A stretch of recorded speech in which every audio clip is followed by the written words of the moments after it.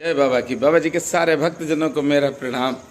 बाबा महाराज की कृपा से आप सब नीप करोरी धाम में हैं और बाबा महाराज की दिव्य गुफा में हैं।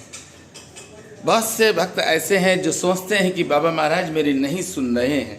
वह अपने काम की कहते हैं पर उनके काम नहीं होते हैं। उनके मन में आता है कि मेरा कोई काम नहीं हो रहा, क्योंकि वह लक्ष्य तक नहीं पहुंच पाते हैं, भटक जाते हैं। भटकने का कारण है आप जो लक्ष्य लेकर चले हैं उस लक्ष्य से क्यों भटक रहे हैं। देखिए, बाबा महाराज हनुमान जी हैं और संत और भगवान कभी नहीं चाहते हैं कि आप उनकी सेवा कर लें या उनके बताए हुए मार्ग पर आप चलें।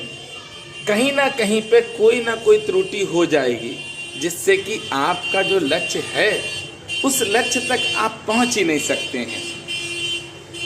पर हमें एक उत्सुकता रहती है कि हमने जो मांगा है मिल ही जाए, हमने जो कहा है वो हो ही जाए। बिल्कुल होगा, 100% होगा, इसमें कोई शक नहीं। पर उसके लिए आपको भी प्रयास करना पड़ेगा। प्रतिदिन अगर रामचरितमानस का पाठ अपने घर में आप करते हैं तो आपके जीवन में जो आपने लक्ष्य बनाया है उस लक्ष्य तक आप आसानी से पहुंच सकते हैं। रामचरितमानस को गाइए, जितना हो सकता है गाते रहिए, आनंद लेते रहिए, क्योंकि रामचरितमानस गाया जाता है। लोगों के मन में आता है कि रामचरितमानस नहीं हम पढ़ पाते हैं। कोई बात नहीं, श्री हनुमान जी का हनुमान चालीसा तो आप पढ़ ही सकते हैं। हनुमान चालीसा आप प्रतिदिन कम से कम 7 बार पढ़ें। हमारा लक्ष्य क्या है, हमें करना क्या है, हम आए कितने दिन के लिए हैं। बड़े अच्छे संतों ने कहा है, एक बहुत अच्छे संत ने कहा था कि एक गांव में एक फकीर आया और वह फकीर अपनी मस्ती में घूम रहा था। उस फकीर से सारे ही लोग आशीर्वाद ले रहे थे, पर एक व्यक्ति ऐसा आया, फकीर कंबल ओढ़े था, उस कंबल को उस व्यक्ति ने छीना और भाग खड़ा हुआ। पूरे गांव के लोग चिल्लाने लगे कि ये गलत कर रहा, ये गलत कर रहा, पर चोर तो भाग गया, बहुत तेजी से भागा। और सबसे बड़ी बात है कि चोर जिस तेजी से भागा उसी तेजी से वह फकीर भी भागने लगा। लेकिन वो भागा कैसे? Just opposite. चोर पूरब की तरफ लेके गया, वह पश्चिम की तरफ भाग रहा था। सारे गांव वालों ने कहा, क्या कर रहे हो? अरे भैया, वो चोर तो आपका सामान उधर लेकर गया है और आप इधर भाग रहे हो, क्यों ऐसा कर रहे हैं, उल्टा क्यों आप जा रहे हैं? तो उस फकीर ने कहा कि भैया, हम उस रास्ते पर जा रहे हैं जिस रास्ते पर सबको आना है। फिर गांव वालों ने कहा, भैया उस रास्ते पर तो शमशान है, वहां क्या करोगे जाके? अरे चोर तो सामने वाले रोड से गया है, आप उस रास्ते पर जाओ। उसने कहा, नहीं, हम तो इसी रास्ते पर जाएंगे, क्योंकि मुझे मालूम है कि एक ना एक दिन ये शमशान में अवश्य आएगा, इसे शमशान तो आना ही पड़ेगा। और वह फकीर शमशान में बैठ गया। जो किया है वो तो आपको स्वयं भरना पड़ेगा। पर अगर आपका लक्ष्य, जो आपने लक्ष्य बनाया है, और वह लक्ष्य ये है कि हमें प्रभु को पाना है, हमें प्रभु के लिए अपना जीवन समर्पित करना है, तो ये लक्ष्य अगर आपके पास है तो आप समझ लीजिए कि आपका कल्याण होना ही है, कोई नहीं रोक सकता है। नीप करोरी धाम में प्रतिदिन बाबा महाराज की ही कृपा से हवन होता है, पूजन होता है, और आप सब सारी वीडियो देखते हैं इस YouTube चैनल पर। आपने अपने जीवन को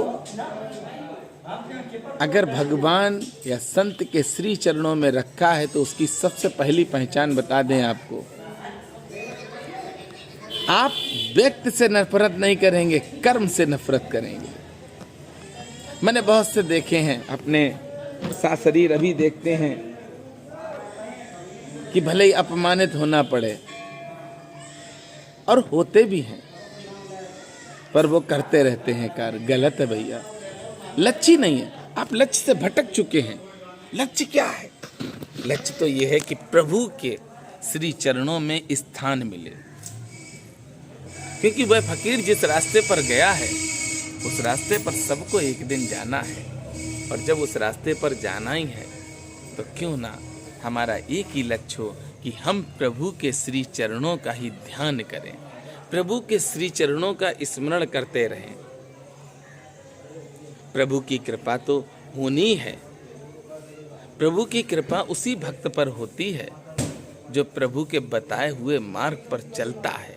निरंतर आप सब बाबा महाराज को रामचरितमानस सुनाए।